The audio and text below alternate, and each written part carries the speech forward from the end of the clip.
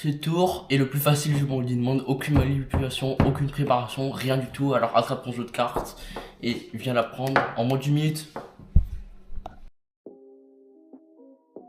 Alors pour ce tour, le jeu peut bien évidemment être mélangé. Il peut être coupé. Je pense que c'est bon. Et maintenant, le spectateur va choisir une carte tout simplement.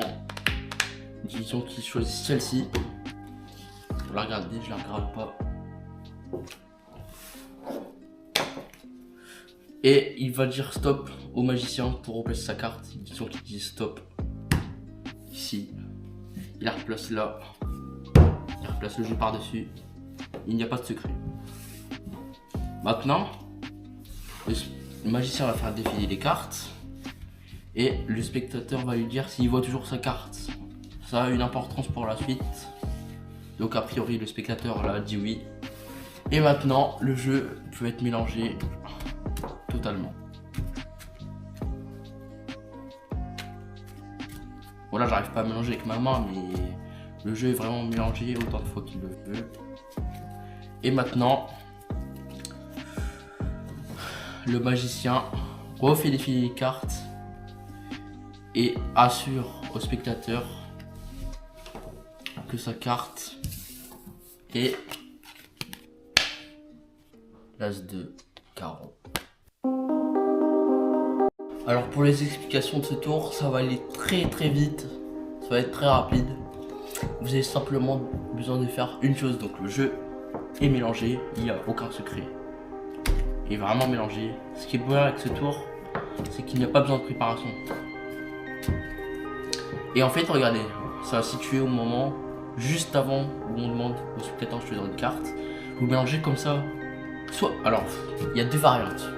Soit vous mélangez face ouverte comme ça, et au moment où vous faites le dernier mélange, vous regardez la carte, là, en l'occurrence c'est un 4 de cœur, et vous retournez le jeu et vous demandez au spectateur de choisir. Ou bien, vous mélangez comme ça pour qu'il n'ait aucun soupçon, et au moment où avant de lui demander, vous lui parlez un peu. Et vous faites ce mouvement là.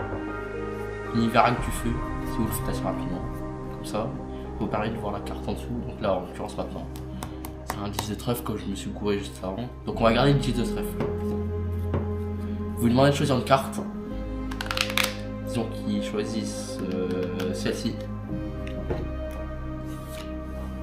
C'est un 5 de trèfle, donc c'est ici. Et là, vous allez séparer le paquet en deux, parce qu'on a fait comme ça. Donc le paquet est séparé en deux. Vous lui demandez de mettre la carte ici, au moment où vous la coupez, et de replacer le jeu par-dessus, ce qui place en fait notre carte clé juste après la carte choisie par le spectateur.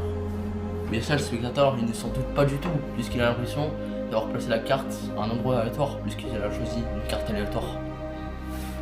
Mais en l'occurrence, c'est totalement faux, parce qu'on l'a bien dupé. Donc maintenant, vous allez prétexter de lui demander de voir si la carte est toujours dans le jeu pour regarder la carte qui est juste après votre carte repère, car il a placé sa carte juste après la carte repère. Donc là, on cherche le 10 de trèfle, ou le 10 de trèfle, ici.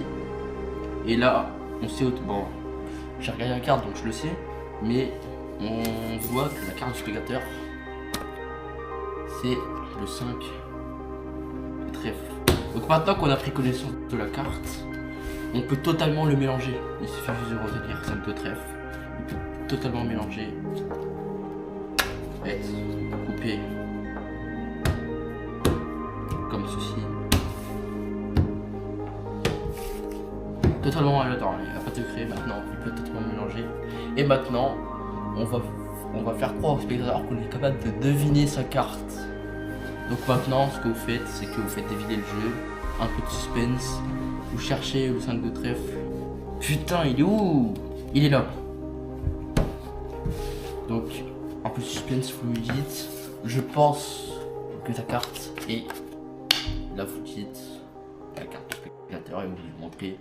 Et il est totalement bluffé s'il n'a aucune connaissance en magie. Sur ce, j'espère que ce tour de magie vous a plu. C'est vraiment un tour hyper facile, vous pouvez l'apprendre en 3 minutes top chrono. J'espère que cette vidéo vous aura plu. On se retrouve la prochaine fois pour une nouvelle vidéo.